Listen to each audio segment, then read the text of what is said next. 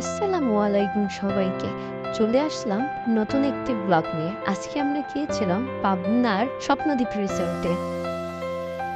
কুষ্টিয়া থেকে রওনা দিয়েছিলাম প্রথমে লালংশা সেতু টোল প্লাজা থেকে টোল দেওয়ার পরে আমরা উঠে পড়েছিলাম লালংশা সেতুতে, যেখান থেকে রূপপুর পারমাণবিক বিদ্যুৎ কেন্দ্র ও হার্ডিং ব্রিজ দেখা যাচ্ছিল খুবই স্পষ্ট ও সুন্দরভাবে।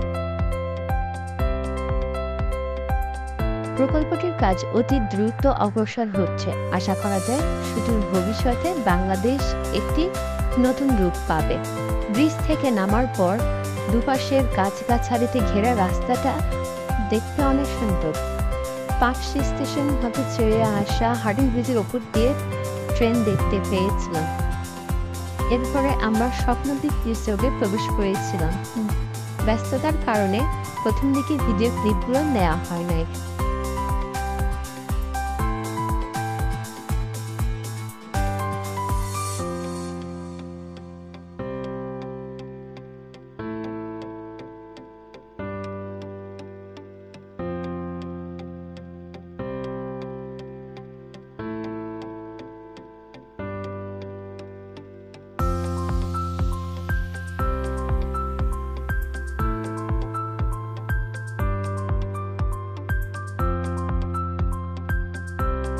যদিও তখন এই গাঁদাগুলোতে ফুল ছিল না, তবে ফুল থাকলে দেখতে আসলে অনেক সুন্দর লাগে। এরপরে এই সাইডে কিছু বসার স্থান আছে যেগুলো অধিকাংশই লাভ শেপে ছিল। পাশেই কৃত্রিম ঝর্ণার ফোয়ারা তৈরি করার চেষ্টা করা হয়েছে, যেখানে পাখি, বক, কুমির এগুলো কৃত্রিম অবয়ব তৈরি করা হয়েছিল। এখানে আশপাশে ছোটখাটো অনেক গাছ এবং বিশেষ করে ফুলের সমাহার অনেক বেশি ছিল। বিভিন্ন রঙের ফুল দৃষ্টি আকর্ষণ করছিল সবার।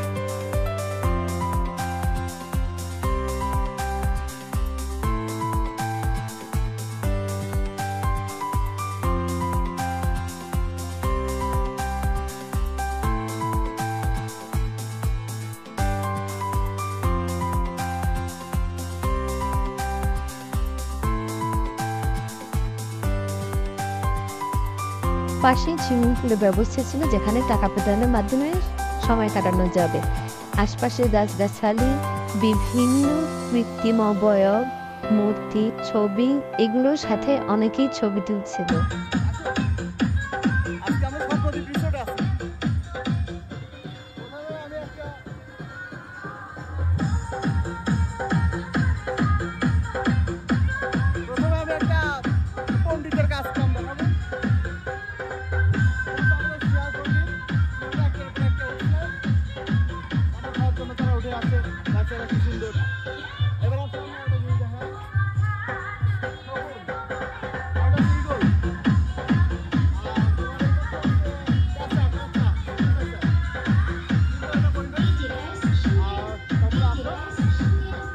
মোটর পাখুকে দেখে আসি।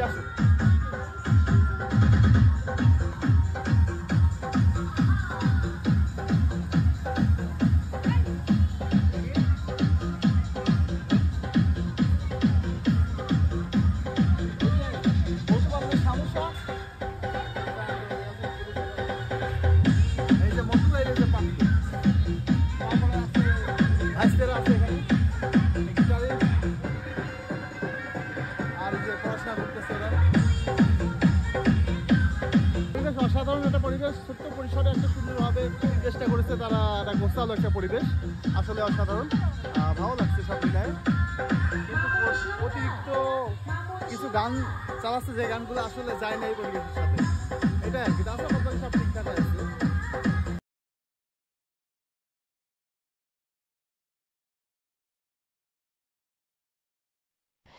এখানে বিভিন্ন ধরনের জন্তু, বাঘ, হাতি, সিংহ, বিভিন্ন প্রাণীর মূর্তি বানানো আছে, যেগুলো ছোট বাচ্চাদেরকে আনন্দ দেবে। আশপাশে ফুলের সমারোহ আছে। সাইডে কিছু খাবার জন্য বসার জায়গা আছে। কি কি পাওয়া যায় সেটা দেখার উদ্দেশ্যে আমরা গিয়েছিলাম। কিছু পাওয়া যায় না এখানে, বার্গার আছে এই জাতীয় চিকেন, আর ভারী খাবার খাইতে হলে ওইদিকে যাইতে হবে আমাদেরকে। এই অংশটিতে আবাসিক সুবিধা এবং রেস্টুরেন্টের মানসম্মত খাবার পাওয়া যায়।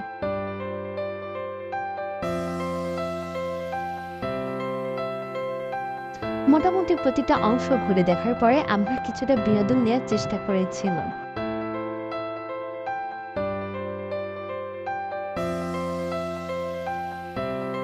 শেষ পর্যায়ে আমরা কিছুটা দুষ্টুমি করতে করতে বের হয়েছিলাম।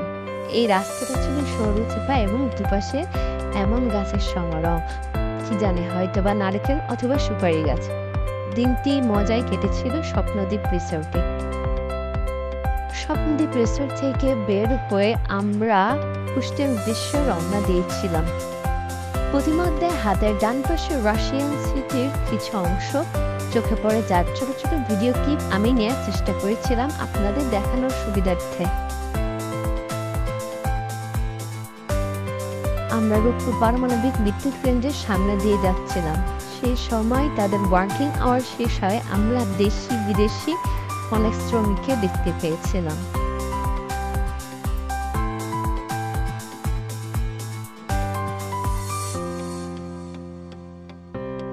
এখন আমরা যাচ্ছিলাম হার্ডিং ব্রিজের নিচে অবস্থিত ছোট্ট একটি মেলার উদ্দেশ্যে। এখানে প্রতিদিন অসংখ্য মানুষ ভিড় করে নদীর অপরূপ দৃশ্য দেখার উদ্দেশ্যে। বিশেষ করে সন্ধ্যার সময় সূর্য ডুবন্ত অবস্থাটি দেখতে বেশি সুন্দর লাগে। প্রতিদিনই এখানে শত শত মানুষ আছে। মেলায় ছোটখাটো জিনিস কেনাকাটা করতে দেখা যায় অনেককে। মেলায় ঝালমুড়ি, দই ফুচকা, চটপটি, চা সবকিছু ছিল। সবকিছুর মধ্যে আমরা চটপটি ও ফুচকা অর্ডার করেছিলাম, কারণ আমার কাছে ঝালমুড়িও মজা লেগেছিল। প্রতিদিনই কম বেশি শত শত মানুষ এখানে বন্ধু, পরিবার, পরিজন নিয়ে এসে ভিড় করে। যখন ব্রিজের উপর দিয়ে ট্রেন যায় তখন প্রচুর শব্দ হয়।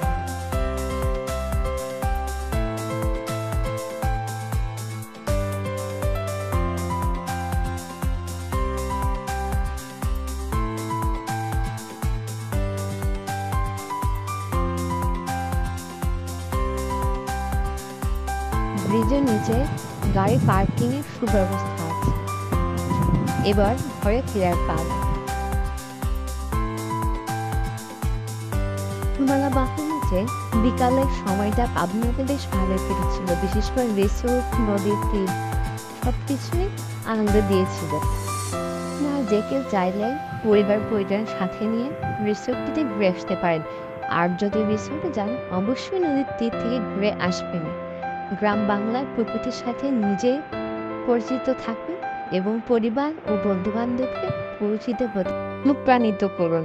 আজকের মতো আল্লাহ হাফেজ, দেখা হবে নতুন কোনো ব্লগে।